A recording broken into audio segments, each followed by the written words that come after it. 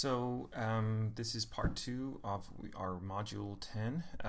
We are talking about authors who use literature to try to challenge some of the narratives of the nation state and the nation state's history as it relates to time and space. And our author for this module, Michael Shapiro, cites Alexei because of the interesting position his character in one of his novels, Low Man Smith, occupies in relation to the political world around him, because he is an American Indian. Now, he's not an American Indian who lives on a reservation, and he's sort of an outsider to that world. He doesn't seem to know much about American Indian culture. So the question really is, how is he going to, relate to people who are around him, who are more traditional Americans, shall we say, whatever that means. The foreign arrivals who constitute the majority of the people in his nation nowadays. Because he seems to be living in their world, and he's not part of the world that his people originated from. Okay, those are the American Indians. And so this leaves us with the question, is how do American Indians who live among non-Native Americans feel about their national status? And how do they relate to Indian country back at home?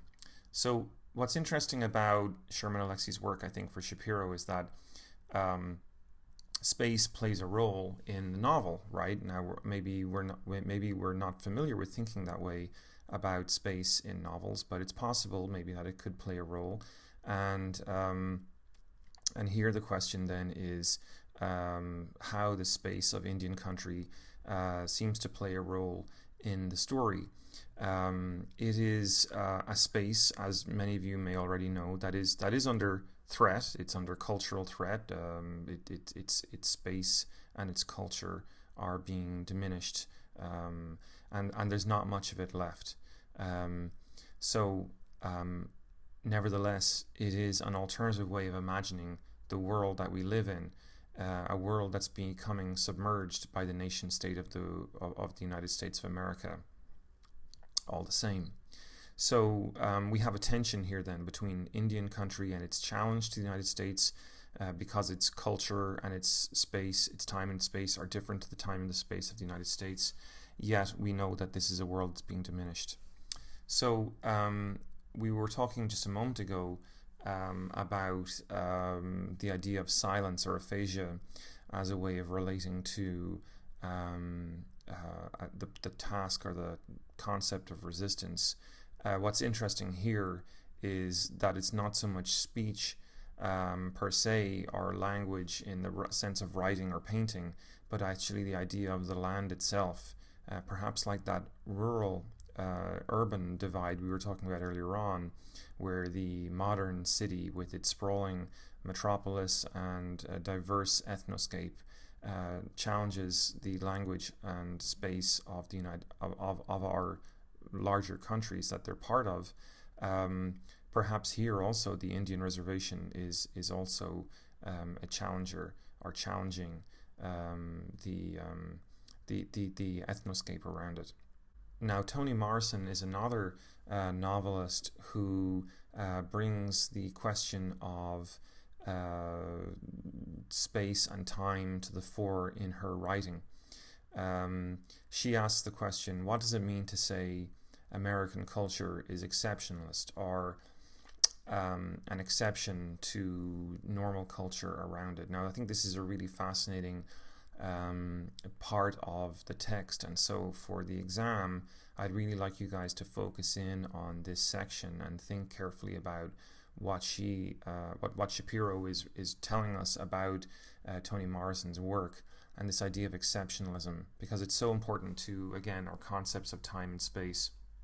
Toni Morrison challenges our feelings about the nation state. Like others that we've looked at here, she knows that there's a kind of an irony in the idea of participating in a literary world that is so fundamentally skewed against her kind, right? That in a way by participating in the literary world of the state and its inhabitants, you are in a way giving more reality, more depth to that world, even if you're writing against it. So she definitely has a kind of an ironic feeling about what she's doing, but in a way, that's the dilemma of the novelist, right? Because what else are you going to do, right? You kind of have to write. So the thing I think about Morrison's work is that she recognizes how the nation state refuses to talk about the place of her people in its history. And we were talking about that earlier on, weren't we, with the Trumbull painting of the Declaration of Independence.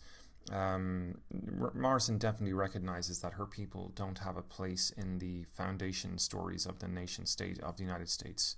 That's for sure. But she does participate all the same. And the question is why? Is it because perhaps she hopes somehow to create a kind of an anti-literature? Is it perhaps she hopes somehow to posit an alternative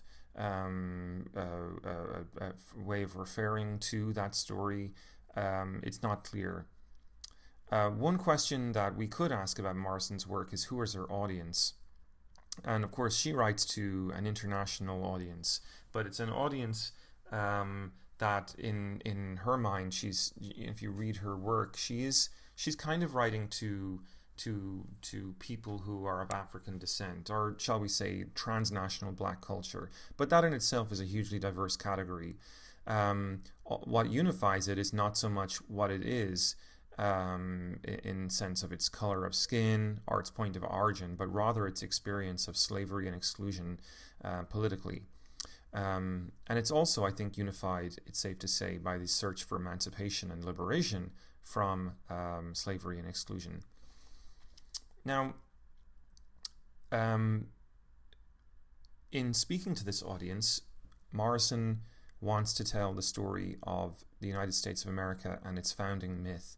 The idea that somehow the country is the genesis of a kind of New Jerusalem, a promised land, if you will, that America has a special relationship to God, and that the people of America have a covenant with God that has, and of course this idea of a covenant, of an American covenant, has even shaped the attitudes of non-religious Americans, historically speaking, because we see constantly with, even the speeches of Obama recently, or George Bush before him, going all the way back to Reagan, Nixon, Kennedy, there's constantly this idea in American politics of the people of America as having a special mission that makes them somehow different to everyone else in the world, that America is, as Obama puts it, an indispensable nation. Somehow the implication there being that other nations we can do without, but America, if we lose America, world order falls apart or something, the very next day. You can see this also, I think, very clearly in the way people think about China. If China becomes the dominant power of the world, is that the end of global order, or are we all screwed once that happens? If the people have a special mission, if any group of people begin to think that they are an exceptional or indispensable people with a special mission, then of course it follows that those people have to be kept somehow pure, right? Lest that mission be diluted. And it's the effort, I suppose, to keep people pure that can lead to a kind of violence in exceptional politics. Now, what Morrison tries to do, and I think this is really clever, and Shapiro is right to focus in on it. What Morrison tries to do is show how this kind of thinking can even befall the victims of exceptionalism. So in her novels, she writes about, in the novel Paradise, she writes about the ironies of resistance, how this group of men from the town of Ruby, who were forbidden to settle in an all-black town in Oklahoma at the turn of the last century, turned away from that town and then went to try to settle their own town. Of course, these men were slaves from the South, and they were dark-skinned slaves. But when they arrived, they were rejected by a town of all-black people who had lighter skin than them. So they settled their town, and it is a kind of a paradise, but it has its own sort of burden insofar as the people there are very conservative. They believe that they have to preserve their core values and survive as an exceptional people because of their story, because of their migration story. They traveled very, very far to find the promised land, and now they have, as a people, to stay together because of their special promise to each other. And that's a kind of a covenant of sorts. So in preserving this covenant, they create conservative types of ways of governing themselves that keep them together. And in so doing, they alienate the young people among them who find this very constraining.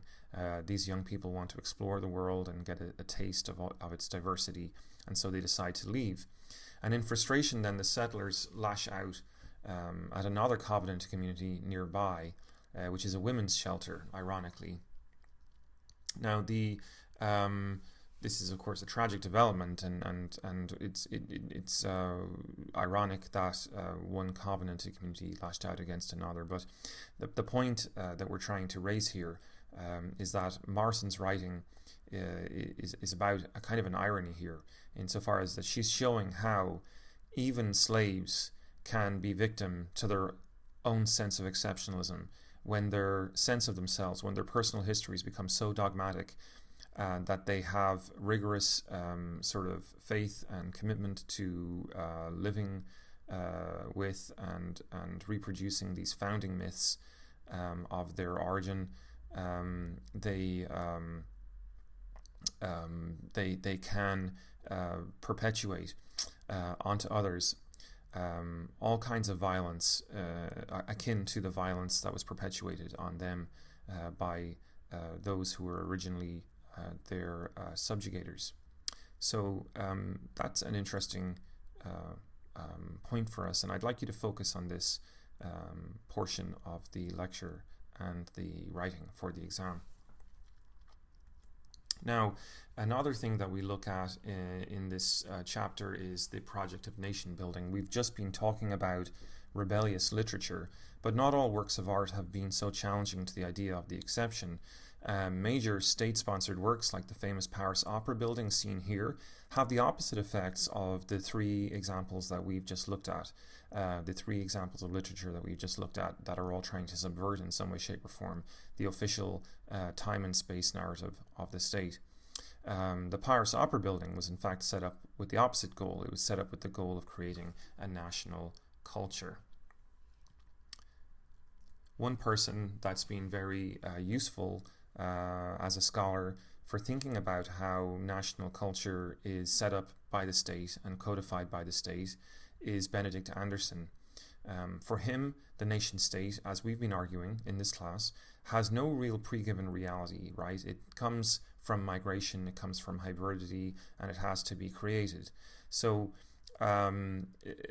if it's not created, the state will fall apart because people won't have any sort of sense of common destiny or belonging. So how do we create imagined communities? How do we imagine a community that we can all be part of? Well, Benedict Anderson describes, as we've discussed, the sort of the problem of modernity is that in the absence of God, we don't really have an easy way to accomplish this task of giving everyone a sense of their common purpose, right? In a religious community, it's much easier because you give people a sense of, their special relationship to God or what have you. In a non-religious community, it's not clear why people will join together to rally around a flag when, all states are kind of the same, aren't they? They're all made of people, they're all fairly artificial, and so long as it's democratic and sort of suits your way of life, there's no reason intrinsically why Canada is better than America or Japan or Australia or blah, blah, blah, right? So it's just about standard of living more than what's printed on the flag or what's printed on the currency. So Anderson notes that this is a problem and that nation states started to respond to this problem at the turn of the 18th century into the 19th century. There was a thing emerging called print capitalism, which he says was a major force in enhancing the state's ability to create a sense of the common nationhood among people.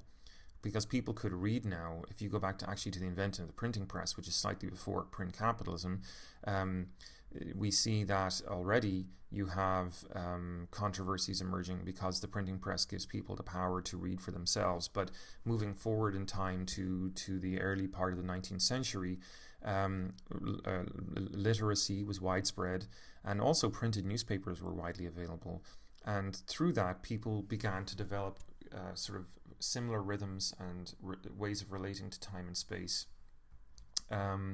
So as Arjun Appadurai argues, you could now read things together. That was in our writing, our reading from our reader for this course as well, the Appadurai chapter. As we learn in this part of the readings, the ability to get people to read the same thing, even though they're separated by hundreds of miles, they're reading USA Today or New York Times, that actually gives them a common sense of where they are coming from, who they are, what community they're part of, what the dilemmas and problems are facing the whole community. If you think about it, once upon a time it'd be very, very hard to get people on one side of Ohio to relate to people on the other side of Ohio, even though they were all part of the same state, right? Because just the problems that they related to were local problems, and they didn't read the newspapers because they didn't exist. Now that we have the sort of internet, that we have newspapers that circulate far and wide, you can see how the innovation of those sorts of technologies would actually help to create a story of the common origins and common destiny, common time and space of the people, and to propagate that over a wide geographical area. So as we know then, starting with the print media, but also evolving through other technologies that will be soon coming, the nation state could invite us to picture the state, to listen to its music, to its harmonies, to watch its core meanings on purposes unfold on film and on stage and on television. So we are witnesses and participants in the state now. Now, of course, the question, I suppose one of the questions that we would want to ask is, well, with the advent of globalization, how do we stand how do things stand with this print capitalism of the nation state? Marshall McLuhan famously argued that we live today in a global village, a globally imagined community, and the world, for this reason, seems to be kind of like a schizophrenic or becoming schizophrenic entity. It's interesting to think about that because, if we go back to our Blade Runner image earlier on in the lecture, that is at once fascinating for us, but also seemingly alienating in some ways, because all those people are strangers to us, right? We don't know them. We don't have any sense of who they are. We don't really have a very strong sense of intimacy or connection with them. So it's for that reason I think Marshall McLuhan, in describing the concept of the global village that we all live in today in globalization, is also inviting us to think about the fact that for many of us that might be too much to deal with, and that we might backlash against it to a certain extent in order to try to find some sort of common ground that we can stand on, which is very, very interesting, I think. So in this slide we talk about one of the interesting things to do with the way the nation state tries to propagate its myth. We've talked a lot about the state having time and space. We haven't really talked so much about how the state represents the terms of its own existence to us, the why, in other words, the why and the how, if you will, of how the nation state exists. So social contract theory, which is the principal dynamic and mechanism that the state uses in its narrative to give us over to a sense of our belonging with it and its consensuality and its legitimacy, is a long-standing theory, and we've talked a little bit about it before in this class, but to talk about the social contract, really it's this idea that somewhere along the line, historically speaking, our ancestors came together in the jungle or out of the desert, roaming freely as they were as individuals, and realized that they had a problem, the problem of anarchy. And anarchy is lawlessness. So it's an environment or a condition of lawlessness. And so in that environment, there was no court, no police, no nation state, no nothing. And so we were at war with each other because that's human nature. We're always trying to maximize our gain for the shortest cost possible. So if I can steal your lunch, I will do so. Some people express this as the prisoner's dilemma, which is something we looked about earlier in this course, that if it's not so much that I have an offensive nature, but that I never really know, even though I might be a nice person, I just never really know what the other people around me are going to do in anarchy. So the prisoner's dilemma is a kind of a slightly more optimistic way of expressing the problem, that it's to do with the shadow of the future and my inability to understand and know in advance what the intentions of my neighbors are. But to mitigate this, our ancestors created the nation state, which dispelled anarchy and put us all under the governance of the sovereign. So why is this story important? Well, I suppose principally because it's a very popular story. It's a very common story. Locke, Hobbes, Rousseau, famous philosophers have all spoken about it in various ways, shapes, and forms. And what is it? Well, it's a story really of how once upon a time wise people decided to create a nation state and to save us from ourselves. And the idea is that without the state, if the state were ever to go, we would return to anarchy. And that would be awful. In fact, it would be one of the greatest crimes you could possibly imagine, because human nature, left to its own devices in anarchy, as we've just said, sucks, effectively. So the myth then, I guess, is that we live in the nation state, or whichever nation state we live in, ultimately we live in it because it's somehow for the common good, it's somehow for the benefit of everyone. The problem, however, as Shapiro argues, is that, and this is the key thing about social contract theories, that historically speaking, not everyone has really been able to benefit from this supposed contract, right? Even though they might keep up their end of the bargain and behave themselves and not commit crimes, the state doesn't necessarily give them the protection that it's supposed to under the law. And we've talked a lot already about slaves in the founding of the United States as being exactly a case in point of this tendency for the historical this historical tendency, rather, for the social contract to apply only to some and not to others. So clearly then the social contract itself is not what it says in the tin. You're not getting what you're supposed to be getting with the social contract. So, and as well we know, despite the popularity of the myth, historically speaking, there never really was a state born in a contract. All states were founded in violence, and the violence of the state continues today, many would argue, because we are not consulted in the day-to-day running of its affairs. Some of us do have a voice, but the majority of us, the great majority of us, don't. The state was founded in violence, and its day-to-day running is a kind of a perpetuation of that violence. The winner's victory, or the winner's morality, you might say, the elites continue to dominate the running and the affairs of the state, and most of us don't get to say what its division of the spoils should be, how its benefits and advantages are distributed in our social life. Thousands of years of women not having the vote and thousands of years of slavery should be enough to give us over to a fairly convincing data set to support that argument. And of course, as many people will argue, racism and sexism and all kinds of other isms continue today. So is this bad, this social contract theory? Well, yes, I suppose the reality is that most of us are aware that the state doesn't fully represent our interests all the time. We get angry when we hear about Goldman Sachs getting special advantages on Wall Street. We get angry when we hear of people getting privileges from the state and others not getting those privileges. It makes us feel small, and it makes us think that democracy is disempowering, really. We're just, voting once every 4 years or something to give a kind of an affirmation to something that is actually not really that worthy of our time and investment at the end of the day. So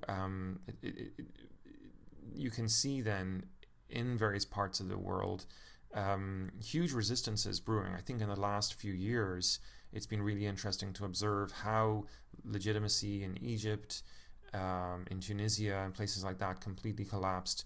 The outbreaking of the Occupy movement in America, and also the Indignado movement in Europe, the student protests in Chile, you name it. I mean, the last 3-4 years have really given us a huge amount of evidence of people feeling that the social contract of their space is not working for them.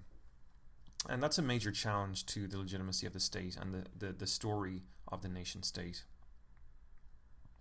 Now, in this slide, what we're really talking about is a question of how we begin to deal with this history and how we begin to deal with this memory that the state wants us to have that makes us all feel like we're part of the same thing. What we're really talking about then in this lecture, we talked about a lot of art. We talked about art that tries to challenge the art and the literature of the state.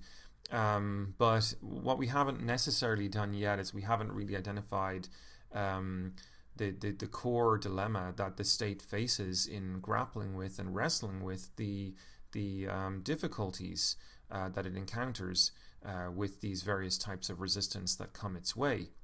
So what does it mean to say that the state has an aesthetic system, that it has a way of thinking, in so many words, about art and a way of relating art to us? Well, what we mean precisely is that art and culture in our life are dominated by systems of producing and thinking about art that are sanctioned or encouraged by the state, right? There's artwork that the state prefers to see circulated, right? There's artwork that gets on the curriculum for our schools and our high schools as sort of official or worthy, and other artwork doesn't really get to have that privilege. So the question is, what gets affirmed in that artwork? Oftentimes we will find it's the values system of the nation state, right?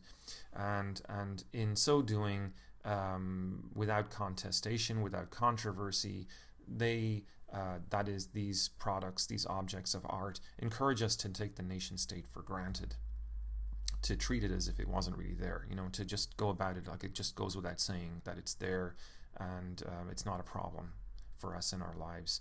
Now, it's not easy for the state to achieve this goal, and I think that's the thing Shapiro is really trying to focus on, especially the modern state, and that's what this slide is about.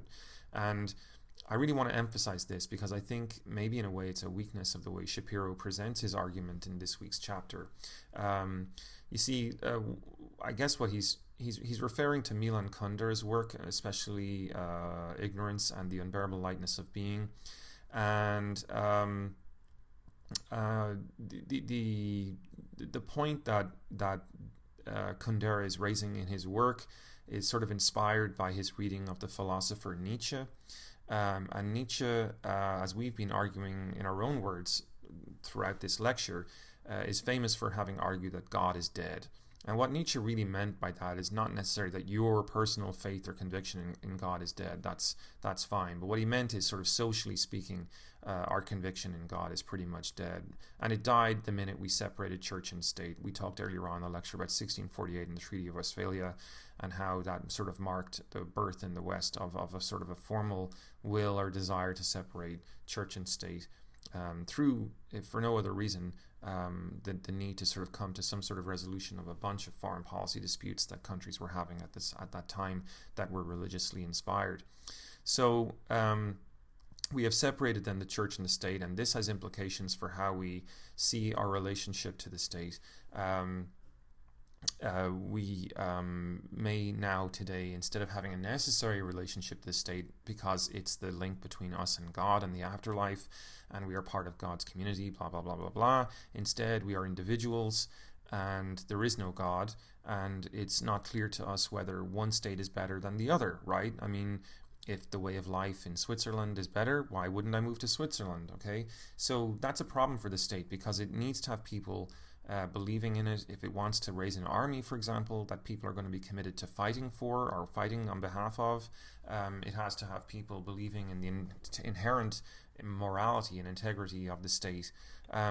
So Milan Kundera, in his artwork, in his writing, in his novelism, novelism, is that a word? Captures this difficult relationship to meaning. He says in The Unbearable Lightness of Being, for example, that as modern men, our lives don't have much weight anymore. We live in modern times where God is dead, as Nietzsche said. As such, we don't really have a moral compass in our lives. Our lives are really more experimental than we would wish them to be. We don't know if we're living according to the right set of values. We don't know if we're good people. We only get one crack at it, and it's impossible to know if we're good. So this is a problem, because if we get it wrong, we're going to be pretty unhappy, and maybe Nietzsche would say we're unhappy anyway, because at the end we're going to die and we know there's no heaven. So Nietzsche argues that the only way modern man could be happy is if he actually lived forever. That way he'd be continually able to treat his life like an experiment and filter it and tinker with it and get it right. You know, he could try being the lawyer and he could try being the artist, but of course we don't live forever, and that option is not available to us. But if it were available to us, well, that's kind of Nietzsche's concept of the eternal return, which means that we'd get to come back and try it over and over and over again, and we'd find our moral purpose through this experimentation, through making our lives a work of art and a sort of a project, if you will. And this would give our lives weight and meaning and purpose, but we don't have that meaning and purpose right now. So sociologically or anthropologically then, as modern people, I guess this is the point. If this is all very confusing, I can make it very, very simple. I think that if God is dead, we sociologically, anthropologically don't really know what is moral anymore. We don't know if one way of life is better or superior to another way of life in moral terms. And so that does relate to the state. It relates to the state quite simply because the state used to be able to leverage our faith in God to give us a sense of its own special role to play in assuring or ensuring the transfer of our souls into heaven as part of a religious community. But if the state, if its job is no longer to sponsor souls, getting them into heaven, then what can it do? What can it do for us, right? How can it help us generate weight and meaning in our lives in a world without God? One answer to this is that, well, it might actually try to do this through the use of history. So I guess the core theme here is how difficult that is for the state. I mean, all right, so we're saying the state can use history to make our lives meaningful, to give our lives weight. But look at what happens if we, and I think this is sort of the exciting example that the author Shapiro uses in discussion with us here in his part of the writing. He asks us to look at the core difficulty that the state encounters, because, the state is a leaky thing. And while it can use official history to create meaning, all kinds of things leak and hemorrhage from the state all the time, especially like immigrants, right? People migrate. I myself came to America in my own lifetime, so I'm an immigrant from Ireland and I'm an immigrant in the United States. And it's an interesting part of the chapter, at least for me anyway. I wonder if you guys would relate to it the same way, because maybe you've been living where you are for some or most of your lives. Maybe you've lived overseas, I don't know. But look at the experience, for example, of some of the classic figures from literature, like Odysseus, famously, of Greek myth and legend, who feels he is special when he goes on his overseas adventures, right? Much like I feel special when I go on my overseas adventures. But while he's overseas, he still longs to return home. And when he finally gets there, after 20 years of roaming around and traveling, he finds, sadly, that he's treated just like a normal person. And that's an interesting note to discover. And similarly, in Milan Kundera's novel In Ignorance, the character Irena spends 20 years in Paris before going back to Budapest, and then she finds that, having lived 20 years overseas, she goes back to her country as just a normal person, and it's kind of a weird experience for her, because people just treat her like she's not special anymore. Like in Paris, she was always a foreigner. She was always different and exotic, maybe. But at home, she's just normal. She's just someone that's come home, and life's been going on there the whole time. So why should she be any different or anything special? So the question is, for Kundera, is that treating the returned immigrant as normal, is that political? And what can that tell us about the relationship of the myth and narrative of the state to life within the state? So for Kundera, yes, it is political because the emigres, well, they had a choice. They made the choice to leave. They departed when they left. They didn't just depart from the geography, they departed from the time of their community. The space and the time were both departed from. And so they left the official history and they had the opportunity to see life differently. They saw their old lives differently from an outsider's perspective. And this, of course, makes Odysseus and Irena,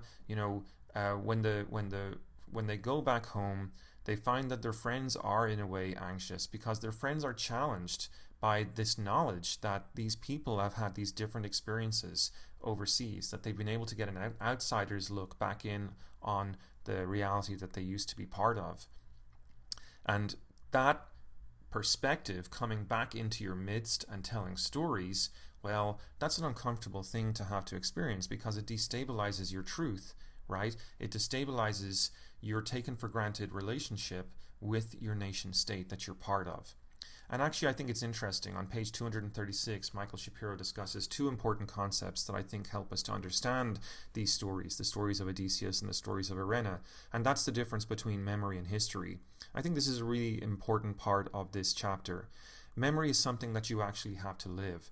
It's an active thing in your brain that requires your bodily energy in order to sustain it. Whereas history, well, history is not an active thing in that sense. History is a recording. Okay, so a recording is a fairly passive thing. It exists to the side. It is worked upon, but then it exists as a sort of an archive or repository left to the side, and is taken then and imposed on us, and we don't have a choice in it, right? But memory is something that I'm actually immersed in. I'm living it all the time, and memory and history don't always fit together. My memory of what I am does not always fit well with the official history, the official recording of the world around me. So returning home from Paris, or returning back to Greece for Odysseus, but returning home to Paris, Irena doesn't fit within the official history that she finds there because her lived memory is not fully described by the narrative of her home's social contract, as we've been discussing in this slide, right? Her home's social contract is that the state exists for the community and its prosperity and enhancing its life. But she finds that as an immigrant, her story doesn't necessarily fit, her lived memory doesn't fit with the legitimate story of the domain that she's returning to. And in that way, no wonder her old friends are rude to her. It seems her very presence is challenging to their most intimate sense of who they are. So intimacy, I think, seems to be a key term here in that sense then. Because in a way, intimacy is this place where the details actually emerge, the dusty, gritty details. The more details emerge, the less accurate the all-capturing official state narrative becomes, right? Because, of course, the state narrative is not all-capturing. It can never be. It appears to be when we take it for granted because we're not thinking about it too much. But once we start to look into the details and we start to see whose voices were admitted into the conversation about what the state does versus whose voices weren't, we start to find these interesting dichotomies between those who have been served and those who have not been served, but perhaps even exploited or victimized by the all-capturing myth. And Irena is troubled by this because, she had to emigrate. She had to leave home. And it wasn't necessarily something she wanted to do. Coming back now, having made it overseas, she finds that her particular history is not really reflected on, and a lot of her friends don't even really want to know much about who she is anymore, really. I mean, the 20 years of her experience, they keep talking to her like she's still from 20 years ago, like a time traveler. But of course, that's not true. She's had all this rich experience, and she's carrying around in her head this rich memory, which is part of her being from her perspective, but it's not something her friends and neighbors want to talk about. So, very interesting. Now, our final slide for today is on the role of subjectivity and David Hume. Now, David Hume is considered he's a great philosopher, obviously, but he's considered to be one of the first thinkers of the subject. So if we're talking about the state and its official history, and we're talking about the state's role in shaping our individual self-recognition the story we tell ourselves about who we are, then we are also suggesting that the social contract is a mechanism that the state has used to persuade us of our relationship and our belonging as part of the nation state, but we're also suggesting in a way that that's a kind of a phony history. Because instead because the social contract posits, again, these people roaming through the jungle or roaming through the desert, finding each other in anarchy and deciding this was an irrational way to live and forming an agreement that would translate, as he says on page 238, to translate their egotism into sociality. And that's making the translating our individual egos into a kind of a social commonness, right? And because the problem with the social contract is that in saying that, it sort of implies that prior to the contract there was no such thing as society. And what David Hume is arguing is that that's really nonsense, because historically speaking, that just never happened. People lived in tribes beforehand, they were part of these dense family networks, and they were already part of social entities. There was no such time that human beings were ever non-social, right? So we've always had our values for us shaped and molded, our preference, our desires, our tastes shaped and molded by the society around us. So there's no... What the social contract theorists were hoping to say when they were talking about these abstract individuals roaming around the jungle is that there is such thing as a human nature outside of sociality that we could count on and turn to as being somehow rational. Therefore, the state, having been determined upon rationally by these people making a social contract, is ultimately rational, despite whatever our individual tastes might say about it today. But Hume asks us to look closely at the history and to understand that that's absolutely nonsense.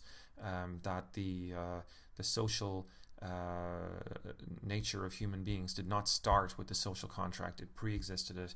And anyway, there wasn't ever this thing, historically speaking, called a social contract.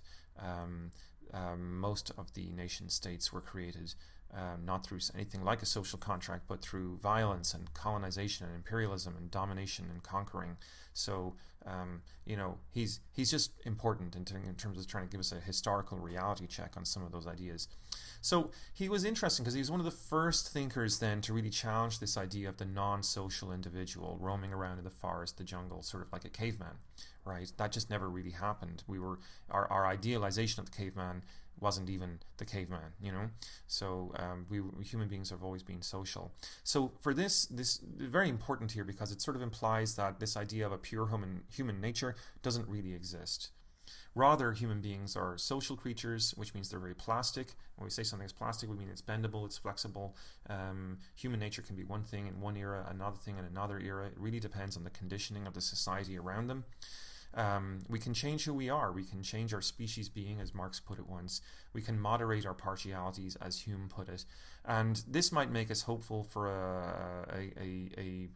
all manner of sort of diverse reconfigurations and redesignings and repurposings of citizenship. Perhaps we could even imagine someday building a global citizenship, and that's or a global social contract that would take into account all our diverse tastes and needs. So that's kind of a cosmopolitan aspiration, a cosmopolitan hope, and it's something that many people, many liberals, hope for, dream for, wish for, because it would mean that the world of social conflict would somehow be put behind us. Well, to conclude, we go back to the case and the story of Irena again, from Milan Kundera's novel, and it's an interesting case for us again because as an East European exile in Paris, of course, she was living with her memories from her intimate times back at home. But now that she's back in her old life, she realizes her life as an immigrant is the life really of all immigrants. It's caught in a kind of a trap. And this trap is important if we want to understand this aspiration to global citizenship as well as the aspiration for a local purity, because you're caught between the devil and the deep blue sea, as they sometimes say. On the one hand, back at home, Irena is received without intimacy or care for her personal life experiences. On the other hand, her fellow emigres living in Paris are those who encouraged her to go back home and visit it again. They're really into this idea of cosmopolitanism that David Hume is trying to sort of give us over to, that we're very plastic and moldable and that we can all create a global community if we wish. that it doesn't really matter where we come from.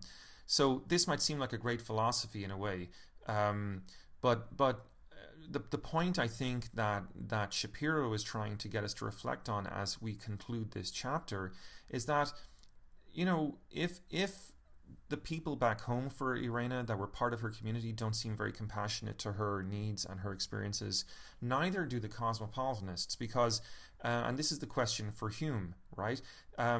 Because we don't get much intimacy if all we ever are is surrounded by strangers, right? So, subjectivity may not exist, it may be plastic, but that doesn't mean that it's not real to us in terms of our immediate experience, right? And that we don't maybe somehow need it, that we don't really need to feel like a belonging to some place.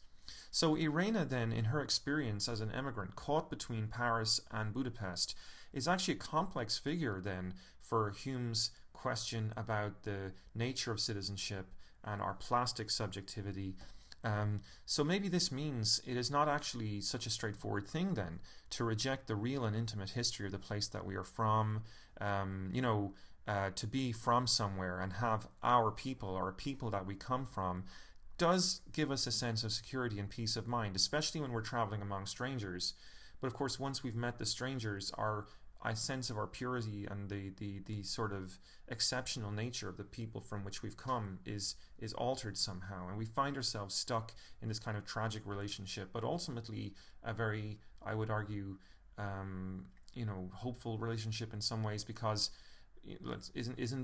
can't it or mustn't it be somehow a positive thing to have these different perspectives on life?